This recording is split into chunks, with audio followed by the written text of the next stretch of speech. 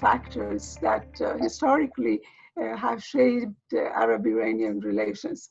The impact of some of these factors are more than the others. This range from certain ethnic and sectarian differences and cultural rivalries to differences in ideology and worldview, and consequently the pattern of their international alliances. And also I think that over time, particularly in the 1940s and 50s, as both Iran, even though Iran is an ancient country and many of Arab states are also have a very long history, and nevertheless, all of them were engaged in a process of nation building in the modern sense, and also with developing their economic and social and political institutions. One consequence of this was the rise of excessive nationalism, but also the impact of new revolutionary ideologies. So during the 50s and 60s, it was the Arab world that experienced this wave of revolutionary and radical movements, like in Egypt, Syria, Iraq, and later, Libya. But just at the time that the Arab world was emerging of this revolutionary period, the Islamic Republic happened in Iran, and consequently, this cycle of tension between Iran and Arab states. Of course, not all Arab states and not all the times, but still with significant numbers of them, was not broken. So this time, instead of Egypt or Iraq or Syria, Iran was the revolutionary country. And this obviously posed a certain amount of ideological and security challenges to a number of other Arab countries, including those in the Persian Gulf.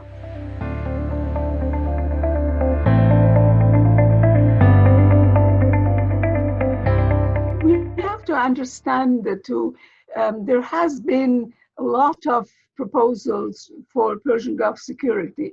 I remember, for example, even during the Shah's time, when the British began to withdraw from the so-called East of Suez by 1968, Iran did make some proposals for some kind of a regional security arrangements. But at the time, neither the local states nor the great powers really wanted something like that to happen.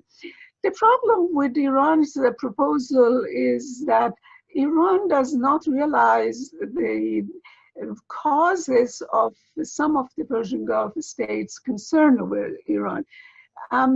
Most Persian Gulf states, with the exception of Saudi Arabia, are basically small, almost like city-states with small populations, although great economic resources. And Iran is a large country with large populations. So even if they were at friendliest terms, small states are always a little bit worried about what a big power might do. So I think that they have always felt that in any security arrangement, there has to be other participants, which in their eyes would balance Iran's at least actual or potential power. So I think when Iran says that we don't want any external powers to take part in the security structure, it seems to me that this is a little bit unrealistic. But nevertheless, I think the Hormuz peace proposal, I think, is a good starting point. I think that instead of rejecting it out of hand, I think it can be used to start a process of dialogue, and both sides could really, in an honest fashion, express their concerns. And maybe advise Iran what are the best ways of easing some of the concerns of the Gulf states.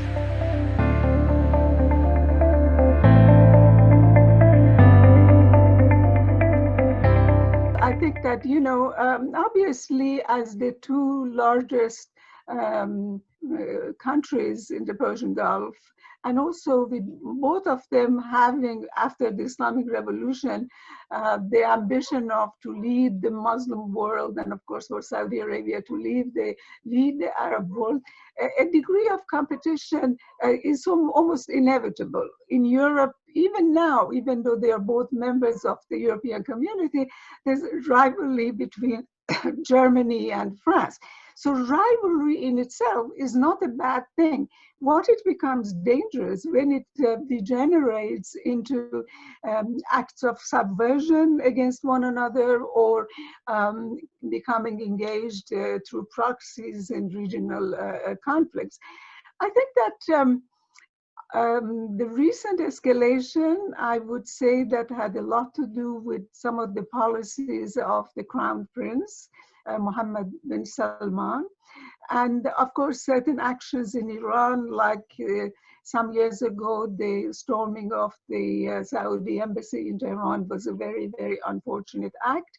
But I also think that some big powers, including the United States, and some regional countries like Israel, I mean, they like to see, Israel has always wanted to see a tension between Arabs and Iran. In general, there are some actors that don't want a reconciliation between Iran and Arab states.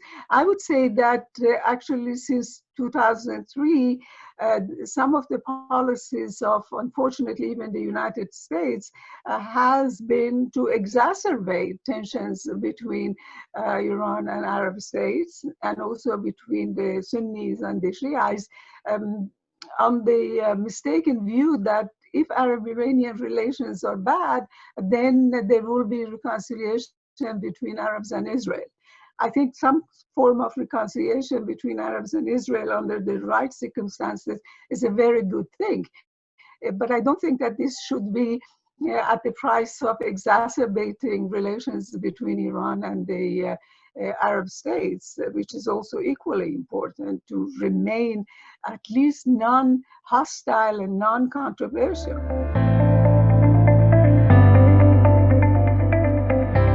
Of all Iran can do. They have said that, but I think that they have to show it also, perhaps with some concrete actions.